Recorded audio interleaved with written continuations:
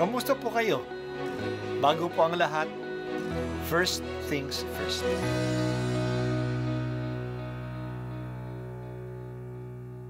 Good morning po. Sinisimulan po natin ngayon ang first things first. At dito po, tinatalakay natin sa unang bahagi ng umaga natin ay ang first readings na binabasa po sa banal na misa. Ito pong tinatalakay natin kasi madalas po kasi marami na tayong alam tungkol sa gospel readings. Pero konti po ang nagsasalita sa first readings. Pero ang first readings, bahagi din po yan ng Biblia, ng banal na kasulatan. Kaya susubaybayan po natin ang mga first readings, basahin po natin at kuminsan kailangan ng basahin ng 2 o 3 beses bago maintindihan kasi hindi po tayo familiar sa mga istorya at sa mga kaisipan na tinatalakay dito. Ang simula ng unang sulat ni Apostol San Pablo kay Timoteo.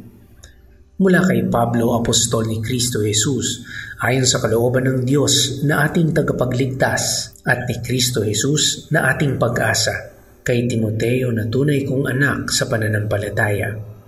Sumainyo nawa ang pagpapala, habag at kapayapaan buhat sa Diyos Ama at kay Kristo Jesus na ating Panginoon.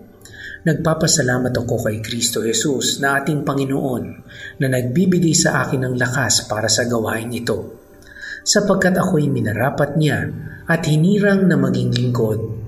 Hinirang niya ako upang maglingkod sa Kanya, bagamat noong unay nagsalita ako laban sa Kanya. Bukod dito'y inusig ko siya't nilait. Sa kabila nito'y kinahabagan ako ng Diyos, sapagkat hindi ko nalalaman ang aking ginagawa noon. Hindi pa ako naniniwala sa Kanya. Iginawad sa akin ng Panginoon ang Kanyang masaganang pagpapala, kalakip ang pananampalataya at pag-ibig na nasa atin dahil sa pakikipag-isa kay Kristo Jesus. Ang salita ng Diyos. Salamat sa Diyos. Ngayon po ay Feast of Our Lady of Sorrows. Kahapon pinagdiwang natin ang kapistahan ng tagumpay ng krus ni Jesus. Sa kanyang paghihirap at kamatayan sa krus, nagtagumpay si Jesus. Ang taong pinakamalapit sa kanya, sa kanyang paghihirap ay walang iba kundi ang kanyang mahal na ina. Nandoon siya sa paanan ng kanyang krus. Bilang ina, masyado siyang nasaktan sa paghihirap ng kanyang anak. Talagang nakibahagi si Maria sa pagdurusa ng kanyang anak. She cooperated very much in our salvation. Kaya ngayong araw, ginugunita natin ang kanyang pakikiisa sa pagdurusa para sa ating kaligtasan. Sinisimulan natin ngayong basahin ang isa sa mga tinatawag na pastoral letters ni Pablo.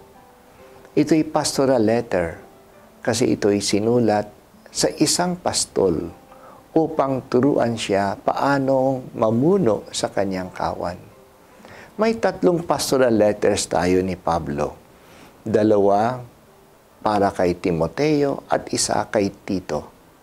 Sila ay nilagay ni Pablo para mangalaga sa kawan ng Diyos sa iba't ibang Christian communities. Naging leader sila ng Christian communities. Si Timoteo ay naging kasama ni Pablo sa kanyang pagmimisyon. Naging kasama siya sa Filipos, sa Corinto, sa Efeso. Madalas din siyang ipadala ni Pablo sa ibang community. Kaya masasabi natin na ang OJT niya, on the job training, siya ay nag-OJT sa ilalim ni Pablo. Kaya talagang masasabi ni Pablo na si Timoteo ang isang tunay niyang anak sa pananampalataya. Ngayon, kahit na bata pa siya, iniwan siya ni Pablo na mamahala sa community sa Efeso. Nagpapasalamat si Pablo na hinirang siya ni Kristo Jesus, na maging lingkod niya kahit na hindi naging tama ang simula ng kanyang buhay. Kinalaban niya si Jesus noon at nilait. Ginawa niya ito sa pag-uusig niya sa mga Kristiyano. Kahit ginawa niya ito, kinahabagan siya ng Diyos. Kaya kung ano siya ngayon ay dahil sa habag ng Diyos. Wala siyang karapatan. Wala siyang kabutihan na gawin na lingkod ng Diyos. This is all because of God's mercy. Ngayon, nakikiisa na siya kay Kristo. Kaya nakikiisa siya sa pananampalataya at pag-ibig na binigay sa Kanya. Sinimulan ni Pablo ang kanyang liham sa pagpapakilala ng kanyang untrustworthiness. Hindi siya karapat-dapat sa kanyang misyon. Mabuti na lang, mabait lang ang Diyos sa kanya. Sana po tayo ay maroon ding ganitong pagkilala sa ating sarili. Kahit hindi man tayo malaking makasalanan o nakagawa ng malalaking pagkakamali. Pero kailangan nating kilalanin na kung hindi dahil sa habag ng Diyos, hindi natin maaabot ang level natin ngayon. Bakit ba tayo sumusubaybay sa first things first? Kailan ba tayo nagsimula na maging interesado sa Biblia? Kailan ba tayo nagsimulang mag-serve sa simbahan o nagkaroon ng regular na prayer life? Ito hindi galing sa atin. Nilagay tayo ng Diyos sa sitwasyon na makilala siya. Binigyan tayo ng Diyos ng mga tao at ng mga pagkakataon na mapalapit sa Kanya.